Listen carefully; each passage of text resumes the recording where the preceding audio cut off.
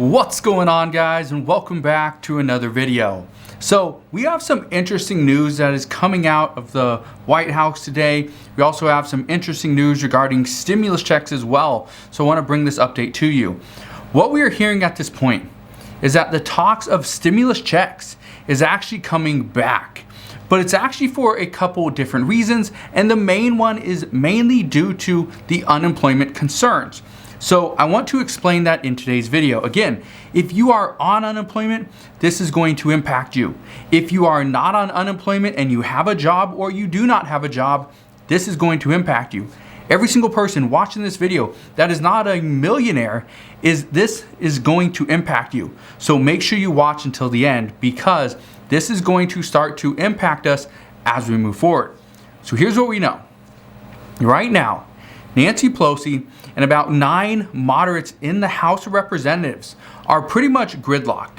They're pretty much playing chicken with the 2 infrastructure bills that we are going to see, make some headlines this week. And as we get that information, I promise I will fill you in on those updates. But the main thing that is happening right now is lawmakers are scrambling. They are scrambling. Yes, the House is going to be back this week. They're going to be back tomorrow. They will be voting potentially on the $3.5 trillion infrastructure bill, possibly on Tuesday. So just keep that in mind. Right now, the budget resolution bill, this is that $3.5 trillion infrastructure bill, this is hopefully going to pass. But that's not where all the fighting is really coming from. That's not why lawmakers are scrambling at this time. What we are hearing is that in just 2 weeks from today, 2 weeks from tonight, the unemployment benefits, that $300 per week boost from the federal government, the extended unemployment for long-term unemployed, and also the state unemployment benefits for gig workers and the self-employed, this actually ends in just 2 weeks on September 6th. But according to the White House and from President Biden, Janet Yellen, and the Labor Secretary, they are not going to extend the unemployment benefits. It's not going to happen. So why are lawmakers scrambling? Here's the reason why. Over the past couple of months, we have seen 26 states, mostly Republican states and 1 Democratic state, decide to end the federal unemployment boost or enhanced benefits a little bit early. First, losing these unemployment benefits for anybody, losing income, is troubling. But this also means when you lose income, you cannot put food on the table. You cannot keep a roof over your head, and you can't pay for the essentials and the necessities like medications. It's just not possible. The second reason why lawmakers are scrambling is because right now they are trying to figure out how is this going to impact us if COVID surges like it has been. Here's the problem.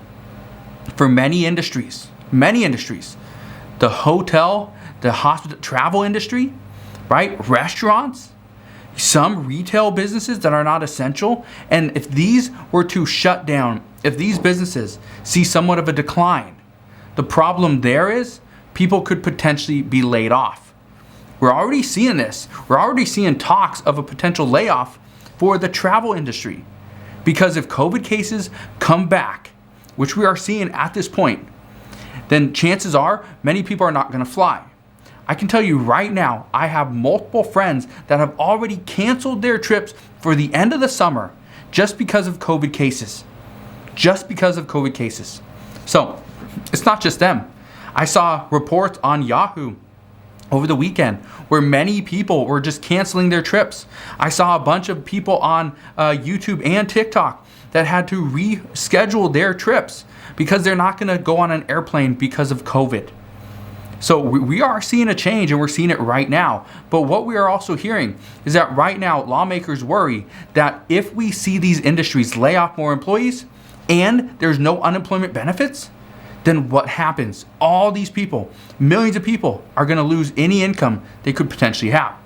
Well, the reason why lawmakers are really scrambling is because many are trying to figure out a way to provide income for those people, to provide a workaround to unemployment benefits. How do we do this? Whether this is a direct payment through something like a stimulus check, that could work. we can't really count on the child tax credit payments as income for those that are unemployed or cannot work or are laid off or whatever you want to call them, because that is money that's been earmarked for children to help those, get out of poverty, help them eat, put food on the table, keep a roof over their head. But again, this is money that children need as well. So some say, let's provide more money through a stimulus check, but at this time, lawmakers can't agree there. We know progressives want to see $2,000 monthly stimulus checks. Some Democrats, they want to see $2,000 as a one-time payment. Some say $1,000 is more than enough. And you got Republicans that say we don't need anything. But then you got somebody like Josh Hawley, Senator Josh Hawley, who he originally proposed $2,000 stimulus checks as a one-time payment. But again, he's not really pushing for more of this. He's pushing for other things and getting rid of the child tax credit payment. But he's proposing up to $1,000 per month or $12,000 per year for a married couple. So again, things are looking different depending on who you ask. But here's where things get very interesting. Some are saying, could we just estimate the earned income tax credit for 2021 and provide monthly payments to the American people that way? It's possible. Here's the issue. You have to go through the IRS. The IRS is already backlogged. The IRS has already backlogged over 30 million, income taxes, their refunds. So do you think the IRS is going to be able to handle this? Let's say it passes in on October 1st, which is the goal for Democrats and Nancy Pelosi. Let's say this bill passes by October 1st. Well, do you think the IRS is going to be able to put something together to estimate the amount somebody would get for the earned income credit for 2021 by October, November, December? 3 months? Put that together and send out payments? Chances are, if anything, you'd get one payment. So it would be too much work for the IRS. They will not do it. That's the issue there. Well, what about coming up with a new bill? Potentially like the adult tax credit of up to $8,000. Again, it's a lot of work for the IRS. It's a lot of work to put this into place, to put the system into place and to send out the funds when the funds might only make it by the end of December. Possibly not even by then. It could take months to get this money out the door. So this is why some are saying if we are going to see more people on unemployment, but potentially have $0 in actual receivable funds because they've collected all their unemployment, well, this means we have to change the rules, or we have to extend unemployment, or we have to just provide a stimulus check. It may not be used to stimulate the economy, but it would be very helpful to help get the American people on their feet. So what we're going to see over the next couple of weeks is many lawmakers, they're going to continue to talk about stimulus checks, but at the same time, even though they're calling them stimulus checks, it's essentially a different type of check. It's essentially a different type of payment because they're going to go to less people. They're not going to really stimulate the economy. It's pretty much just a security blanket for those that are not working, do not have an income, and need more funds to just survive. So that's what we're hearing. We could see additional talks of survival checks, if anything. Now, some say that what has already gone out has already stimulated the economy. This might not help again. For instance, one expert says extending mortgage forbearance will not help those that either didn't take it or do not have a mortgage. And so they obviously are not going to benefit off of this program. Providing more rental assistance is not going to help those that need rental assistance because the states are too slow to disperse the money. That's from another expert. One economist says giving people more nutrition assistance is only going to help those that first qualify for the program.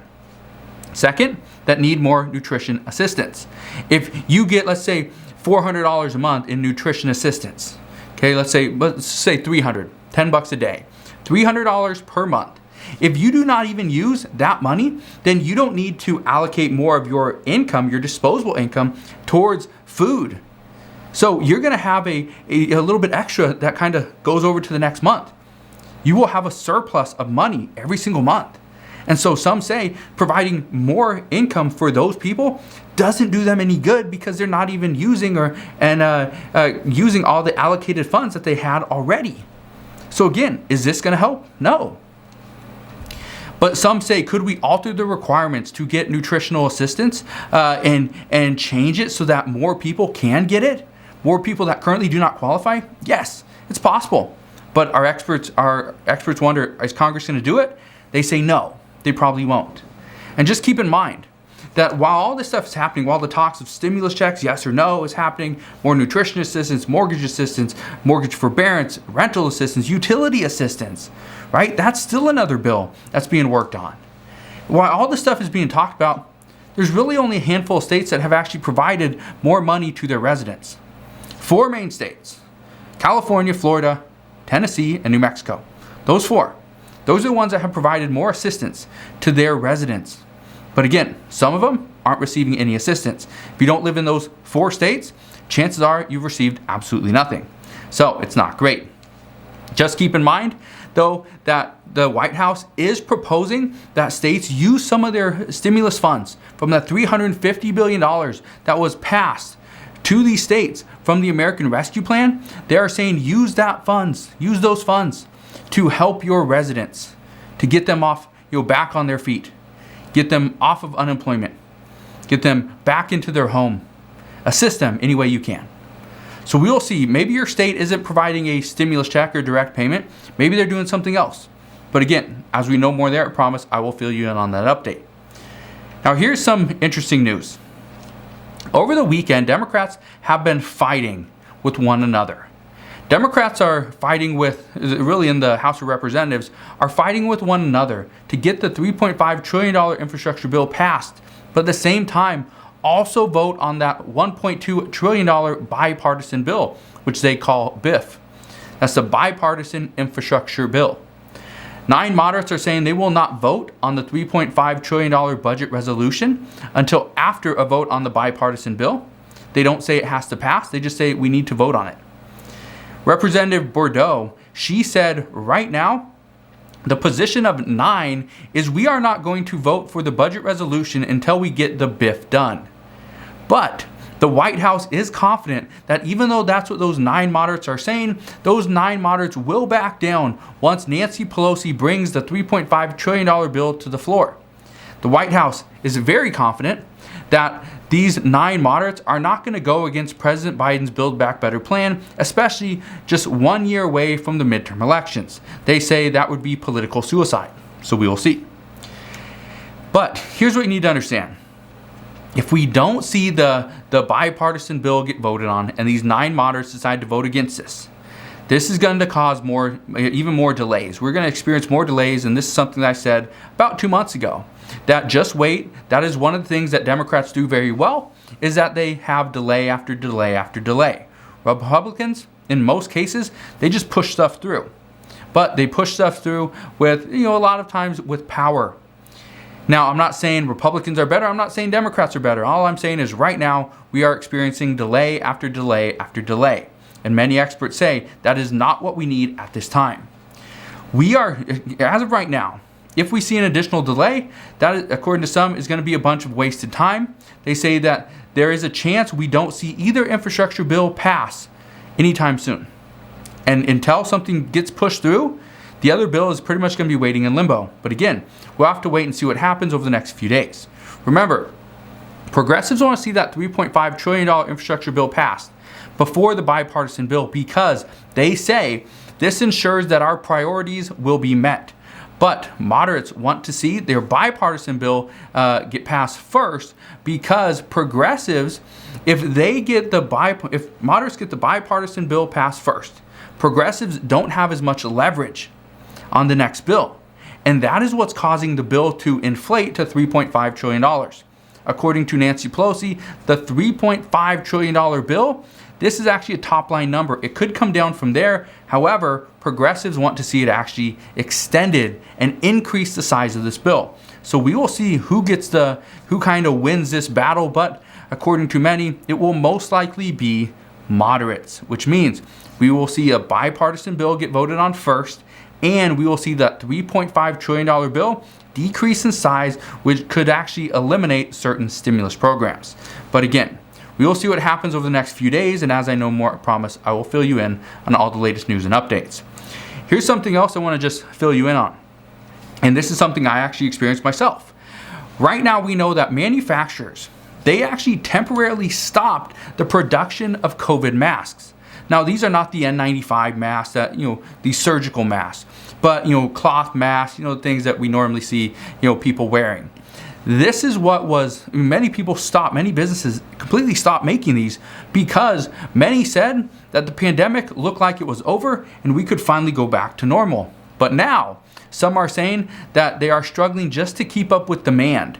And just to give you an idea, many stores are just out of stock. They've been selling out left and right, can't keep enough masks in stock. And I can attest to this because I actually went to a store not to find a mask. I actually went into a store just to look and see if this was true. And yes, multiple stores did not have masks in, and we're not expecting more masks for the next week. So that's not great news for some of those people that are looking for a mask at this point. So if you still have some, save them, wash them, reuse them. Also, states, according to experts, they're saying that states are going to impose more mask mandates once again. And as they do, and as the school year, comes upon us, which it already is, we're going to see these masks sell out. Also, some say if you don't have many masks, you should probably go and get some more because stores are probably not going to be able to keep them in stock this year. Last year was a little bit easier. Everybody was making them. It was just booming business. But now some of these businesses have reopened. They've decided not to make masks or as many masks again simply because of the vaccinations. But these are still things that we will need according to many health experts.